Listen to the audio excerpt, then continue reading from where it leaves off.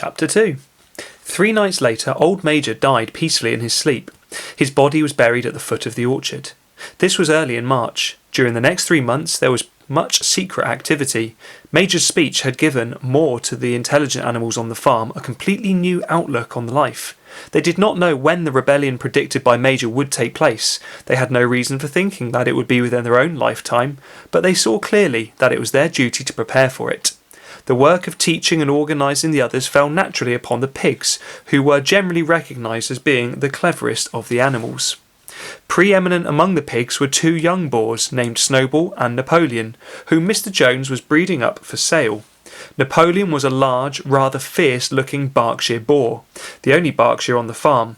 Not much of a talker, but with a reputation for getting his own way. Snowball was a more vivacious pig than Napoleon, quicker in speech and much more inventive, but was not considered to have the same depth of character. All the other male pigs on the farm were porkers. The best known among them was a small fat pig named Squealer, with very round cheeks, twinkling eyes, nimble movements, and a shrill voice. He was a brilliant talker, and when he was arguing some difficult point, he had a way of skipping from side to side and whisking his tail, which was somehow very persuasive. The others said of Squealer that he could turn black into white. These 3 had elaborated old Major's teachings into a complete system of thought, to which they gave the name of Animalism. Several nights a week, after Mr. Jones was asleep, they held secret meetings in the barn and expounded the principles of animalism to the others. At the beginning, they met with much stupidity and apathy. Some of the animals talked of the duty of loyalty to Mr. Jones, whom they referred to as master, or made elementary remarks such as, "Mr. Jones feeds us. If he were gone, we should starve for death." Others asked such questions as why should we care what happens after we are dead?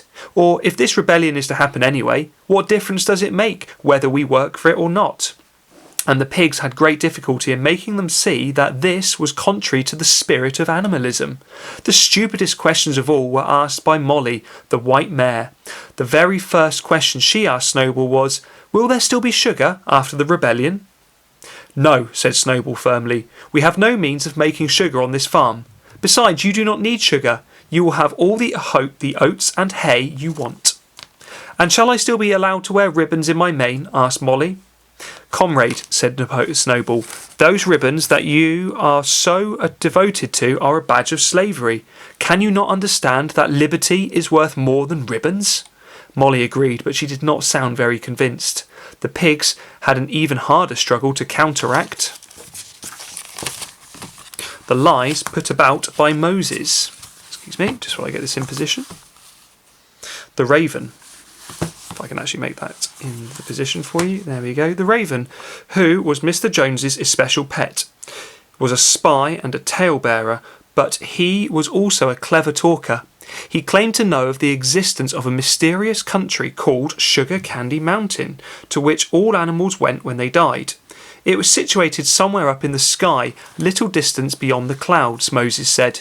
In Sugar Candy Mountain, it was Sunday, 7 days a week. Clover was in season all year round, and lump sugar and linseed cake grew on the hedges. The animals hated Moses because he told tales and did no work, but some of them believed in Sugar Candy Mountain, and the pigs had to argue very hard to persuade them that there was no such place.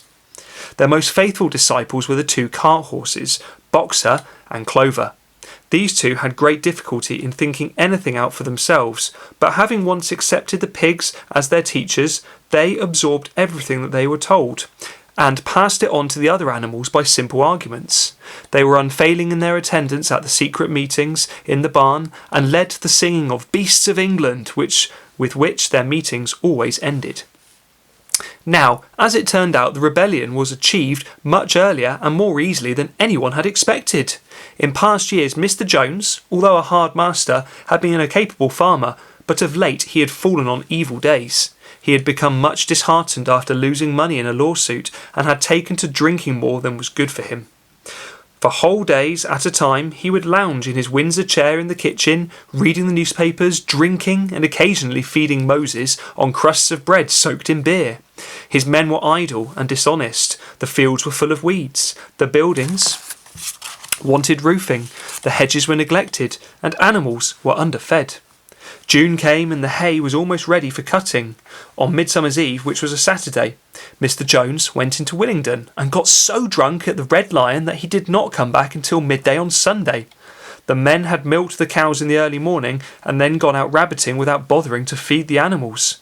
When Mr. Jones got back, he immediately went to sleep on the drawing-room sofa with the news of the world over his face, so that when evening came, the animals were still unfed. At last they could stand it no longer. One of the cows broke the door of the store shed with her horn, and all the animals began to help themselves from the bins. It was there just then that Mr. Jones woke up.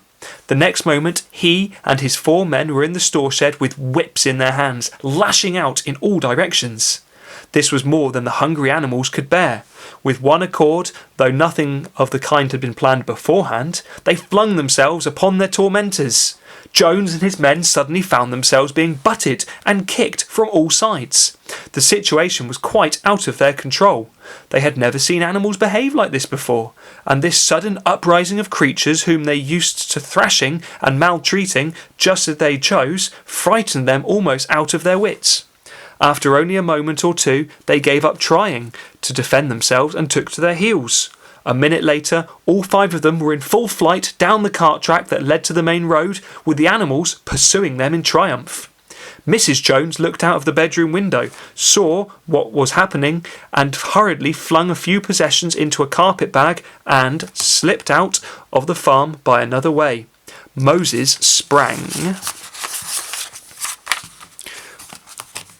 So Moses sprang off his perch and flapped after her, croaking loudly. Meanwhile, the animals had chased Jones and his men out onto the road and slammed the 5-barred gate behind them. And so, almost before they knew what was happening, the rebellion had been successfully carried through. Jones was expelled, and the manor farm was theirs. For the first few minutes, the animals could hardly believe in their good fortune. Their first act was to gallop in a body right round the boundaries of the farm, as though to make quite sure that no human being was hiding anywhere upon it. Then they raced back to the farm buildings to wipe out the last traces of Jones's hated reign. The harness room at the end of the stables was broken open. The bits and nose rings, the dog chains, the cruel knives with which Mr. Jones had been used to castrate the pigs and lambs were all flung down the well.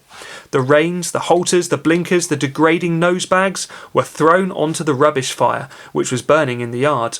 So were the whips. All the animals capered with joy when they saw the whips going up in flames. Snowball also threw onto the fire the ribbons with which the horses' manes and tails had usually been decorated on market days. Ribbons, he said, should be considered as clothes, which are the mark of human being. All animals should go naked.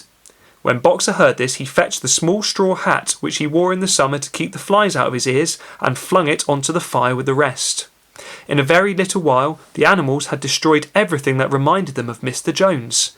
Napoleon then led them back to the store shed and served out a double ration of corn to everybody, with 2 biscuits for each dog. Then they sang Beasts of England from end to end 7 times running, and after that, they settled right down for the night and slept as they had never slept before. But they woke at dawn, and, as usual, and suddenly remembering the glorious things that had happened, they all raced out into the pasture together. A little way down the pasture there was a knoll that commanded a view of most of the farm. The animals rushed to the top of it and gazed round them in the clear morning light. Yes, it was theirs. Everything that they could see was theirs.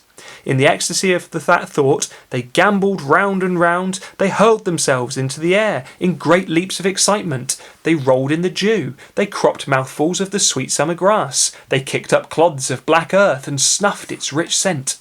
Then they made a tour of inspection of the whole farm and surveyed with speechless admiration the plough-hand, the hayfield, the orchard, the pool, the spinney. It was as though they had never seen these things before, and even now they could hardly believe that it was all their own. Then they filed back to the farm buildings and halted in silence outside the door to the farmhouse. That was theirs too, but they were frightened to go inside. After a moment, however, Snowball and Napoleon butted the door open with their shoulders, and the animals entered in a single file, walking with the utmost care for fear of disturbing anything. They tiptoed from room to room, afraid to speak above a whisper, and gazing with a kind of awe at the unbelievable luxury, at the beds with their feather mattresses, the looking-glasses, the horsehair sofa, the Brussels carpet, the lithograph of Queen Victoria over the drawing-room mantelpiece. They were just coming down the stairs when Molly was discovered to be missing. Going back, the others found that she had remained in the best bedroom. She had taken a piece of blue ribbon from Mrs. Jones's dressing table and was holding it against her shoulder, and admiring herself in the glass in a very foolish manner. The others reproached her sharply, and they went outside. Some hams hanging in the kitchen were taken out for burial, and the barrel of beer in the scullery was stove in with a kick from Boxer's hoof. Otherwise, nothing in the house was touched. A unanimous resolution was passed on the spot that the farmhouse should be preserved as a museum. All were agreed that no animal must ever live there.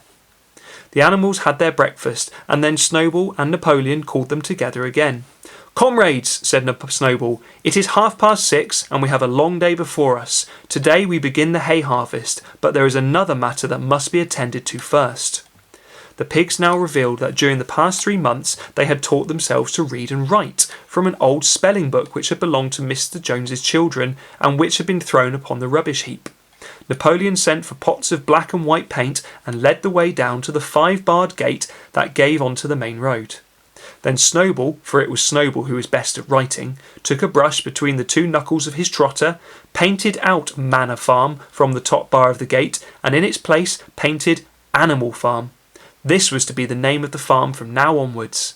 After this they went back to the farm buildings, where Snowball and Napoleon sent for a ladder which they caused to be set against the end wall of the big barn. They explained that by their studies of the past 3 months the pigs had succeeded in reducing the principles of animalism to 7 commandments. These 7 commandments would now be inscribed upon the wall. They would form an unalterable law by which all animals on Animal Farm must live for ever after. With some difficulty, for it is not easy for a pig to balance himself on a ladder, Snowball climbed up and set to work, with Squealer a few rungs below him holding the paint pot. The commandments were written on the tarred wall in great white letters that could be read 30 yards away. They ran thus: The 7 commandments.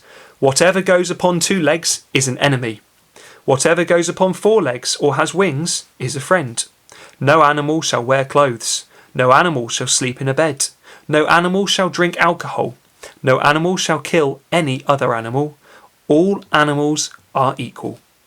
It was very neatly written, and except that friend was written friend and one of the S's was the wrong way round, the spelling was correct all the way through. Snowball read aloud for the benefit of others. All the animals nodded in complete agreement, and the cleverest ones at once began to learn the commandments by heart. "Now, comrades," cried Snowball, throwing down the paintbrush, "to the hayfield. Let us make it a point of honour to get in the harvest more quickly than Jones and his men could do." But at this moment the 3 cows, who had seemed uneasy for some time past, set up a loud lowing. They had not been milked for 24 hours, and their udders were almost bursting. After a little thought, the pigs sent for buckets and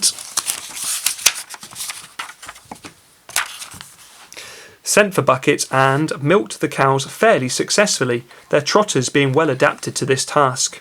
Soon there were 5 buckets of frothing, creamy milk, at which many of the animals looked with considerable interest. "What is going to happen to all that milk?" said someone. "Jones used sometimes to mix some of it in our mash," said one of the hens. "Never mind the milk, comrades," cried Napoleon, placing himself in front of the buckets. "That will be attended to. The harvest is more important. Comrade Snowball will lead the way.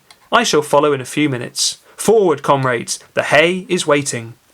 So the animals trooped down to the hayfield to begin the harvest, and when they came back in the evening, it was noticed that the milk had disappeared.